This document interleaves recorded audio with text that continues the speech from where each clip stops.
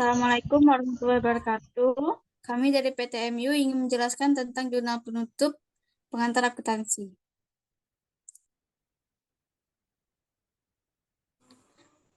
Baiklah, materi yang akan kami bahas yaitu pengertian jurnal penutup, tujuan dan fungsi jurnal penutup, komponen akun jurnal penutup, dan cara membuat, serta contoh soal dan penyelesaiannya.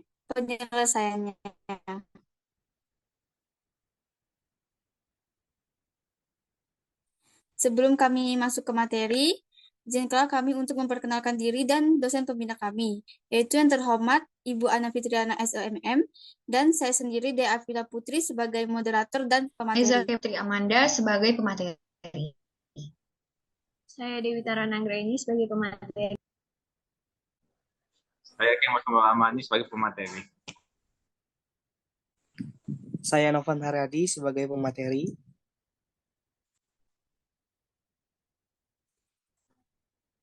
Baiklah, saya ingin menjelaskan tentang pengertian jurnal penutup. Jurnal penutup atau closing interest adalah jurnal yang dibuat pada akhir periode akuntansi untuk menutup akun-akun nominal sementara. Akibat penutupan ini, saldo akun-akun tersebut akan menjadi nol pada awal periode akuntansi. Akun yang ditutup adalah akun nominal dan akun pembantu modal. Komponen yang termasuk sebagai akun nominal adalah pendapatan dan beban. Sedangkan akun pembantu modal adalah Prime dan ikhtisar laba rugi. Setelah jurnal penutup diposting ke setiap akun, maka yang tersisa adalah perkiraan real atau aset, liabilitas, capital equity.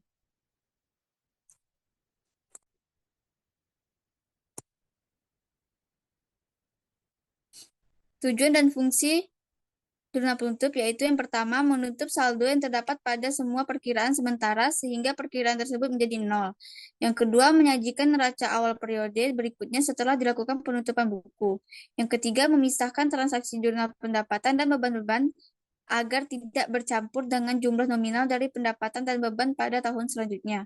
Yang keempat, menyajikan informasi keuangan yang sebenarnya atau real dari suatu perusahaan setelah dilakukan penutupan buku. Akun yang sesungguhnya terdiri atas harta, kewajiban, dan ekuitas. Yang kelima, mempermudah ketika dilaksanakan pemeriksaan karena telah dilakukan pemisahan transaksi yang terjadi antara periode sekarang dengan transaksi pada periode akuntansi selanjutnya. Yang keenam, agar saldo akun modal menunjukkan jumlah yang sesuai dengan keadaan pada akhir periode, sehingga saldo akun modal akan sama dengan jumlah modal akhir yang dilaporkan di neraca. Baiklah, selanjutnya akan dijelaskan oleh rekan saya. Baiklah, saya akan menjelaskan apa saja komponen akun. Yang pertama ada akun pendapatan, yang kedua ada akun beban, yang ketiga ada ikhtisar atau laba rugi, yang keempat ada akun prive.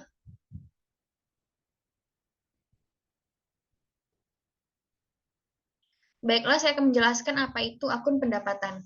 Definisi dari pendapatan perusahaan adalah hasil atau penghasilan yang diperoleh perusahaan. Terdapat dua jenis pendapatan, yaitu pendapatan usaha yang merupakan pendapatan yang berhubungan langsung dengan kegiatan usaha perusahaan, dan pendapatan di luar usaha yang merupakan pendapatan yang tidak berhubungan langsung dengan kegiatan usaha. Berikut adalah contoh pencatatan transaksi jurnal penutup untuk akun pendapatan. Di kolom pertama ada akun, terdapat pendapatan, di kolom kedua ada debit, kemudian contohnya sebesar 30.000, kemudian di nama akun ikhtisar laba rugi, kemudian di kolom selanjutnya ada kredit sebesar 30.000. Selanjutnya akan dijelaskan oleh rekan saya.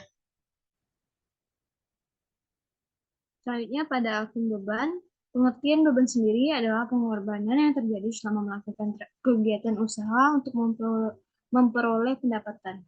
Ada dua jenis akun beban, yaitu beban usaha yang merupakan pengorbanan langsung untuk kegiatan usaha, dan beban lain-lain yang merupakan beban yang tidak ada hubungannya dengan kegiatan usaha. Berikut contoh pencatatan transaksi jurnal penutup untuk akun beban. Di kolom pertama ada nama akun, di kolom kedua ada debit, dan di kolom ketiga ada kredit. Contohnya, ikhtisar laba rugi sebesar 5 juta di kolom kredit. Di kolom debit, selanjutnya adalah beban perlengkapan di kolom kredit sebesar 500.000. Dan Dan akun selanjutnya adalah beban penyusunan mesin di kolom kredit sebesar 3.500.000 dan beban bunga di kolom kredit sebesar 1 juta. Selanjutnya akan dijelaskan oleh pemateri selanjutnya. Selanjutnya saya akan menjelaskan ikhtisar laba rugi. Ikhtisar laba rugi yaitu atau menutup seluruh sorry.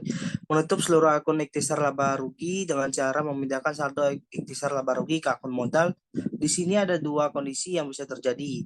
Laba atau pendapatan lebih besar dari beban atau rugi pendapatan lebih kecil dari beban. Apabila memperoleh laba, maka akun ikhtisar laba rugi didebitkan dan di akun modal dikreditkan. Berikut adalah contoh pencatatan transaksi ayat jurnal penutup untuk ikhtisar laba rugi. Untuk akun debitnya pertama yaitu ikhtisar laba rugi sebesar 5 juta. Lalu untuk akun kreditnya ada modal 5 juta juga dikredit.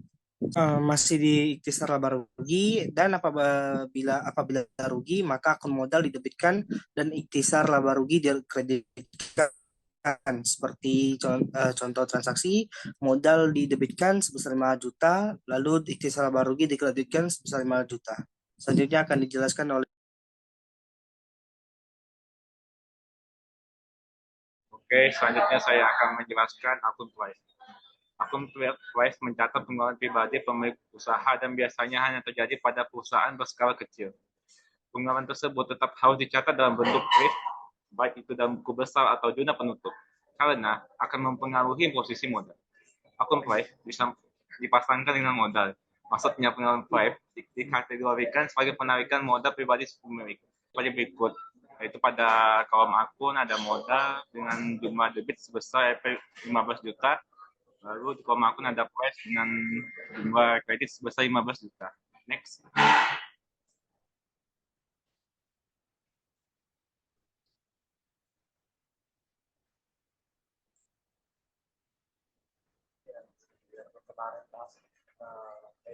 Oke, selanjutnya adalah cara membuat jurnal penutup. Yang pertama adalah menutup tipe akun penjualan yang mempunyai posisi saldo di kredit. Kedua, membuat jurnal penutup dengan menutup akun dividen terlaba ditahan. Ketiga, menutup akun ringkasan pendapatan terlaba ditahan. Keempat, menutup akun biaya-biaya dan kontra pendapatan. Next.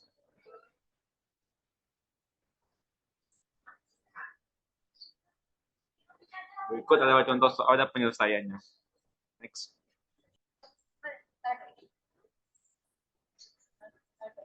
Dan untuk selanjutnya akan dibacakan oleh pemateri selanjutnya. Berikut adalah contoh soal PT Waserba 81 dan penyelesaiannya. Jurnal penutup PT Waserba 81. Untuk yang pertama, pada tanggal 31 Desember, penjualan sebesar 1.154.150 di kolom kredit. Dan yang keduanya adalah ikhtisar laba rugi di kredit sebesar 1.154.150. Untuk transaksi keduanya 31 Desember, ikhtisar laba rugi sebesar 946.237 di kolom debit dan retur dan potongan penjualan sebesar 33.600 di kolom kredit dan diskon penjualan sebesar 20.200 di kolom kredit. Selanjutnya akan dibahas pemateri selanjutnya. Baiklah, saya akan menjelaskan ke akun selanjutnya. Kemudian ada beban pokok penjualan di kredit sebesar 577.005.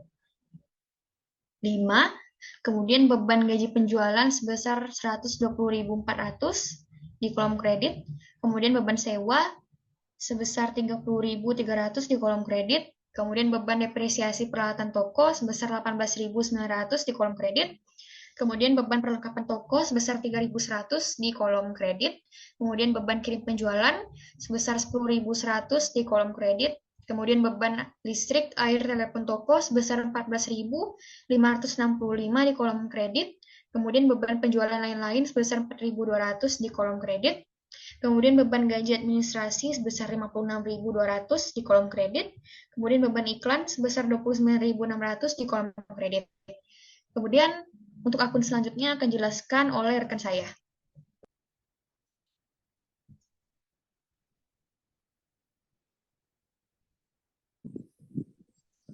Selanjutnya masih di akun beban. Selanjutnya akun beban depresiasi peralatan kantor sebesar 15.000, beban asuransi 1.867, beban listrik air telepon kantor 7.055, beban bunga sebesar 1.500, beban administrasi lain-lain sebesar 2.600. Selanjutnya tanggal transaksi ketiga 31 Desember, ikhtisar laba rugi sebesar 207.913 berada di debit. Lalu saldo laba sebesar 207.913 berada di kredit. Lanjut ke transaksi keempat, tanggal 31 Desember, saldo laba sebesar 45.000 di debit, lalu dividen sebesar 45.000 di kredit. Selanjutnya akan dibahas oleh pemateri yang lain. Oke. Selanjutnya adalah pencatatan daftar saldo penutup pada tanggal 31 Desember 2013 PT Warseba 81. Pencatatan pertama yaitu adalah kas pada di debit sebesar 27.812, lalu piutang dagang pada di debit sebesar 43.550, lalu persediaan barang dagang pada di debit sebesar 196.238, kemudian asuransi dibayar di muka pada di debit sebesar 3.733, kemudian perlengkapan toko pada di debit sebesar 1.500, kemudian perawatan toko pada di debit sebesar 156.500, lalu kemudian akumulasi depresiasi perawatan toko pada di debit sebesar pada di kredit sebesar 37.800. Next. Baiklah, selanjutnya peralatan kantor dari debit sebesar 60.000, akumulasi depresiasi peralatan kantor sebesar 35.000 di kredit, utang dagang sebesar 23.200 berada di kredit, utang gaji sebesar 2.000 berada di kredit, beban yang masih harus dibayar sebesar 1.820 berada di kredit, utang bank berada di kredit sebesar 40.000, utang bunga sebesar 1.500 berada di kredit, modal saham sebesar 50.000 berada di kredit, dan saldo laba sebesar 298.013 berada di kredit.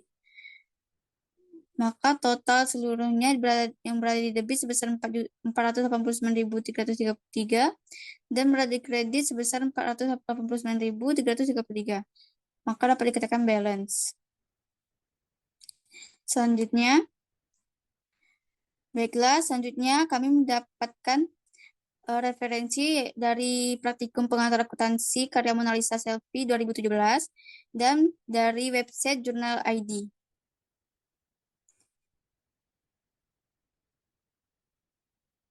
Baiklah, sekian dari kelompok kami. Terima kasih.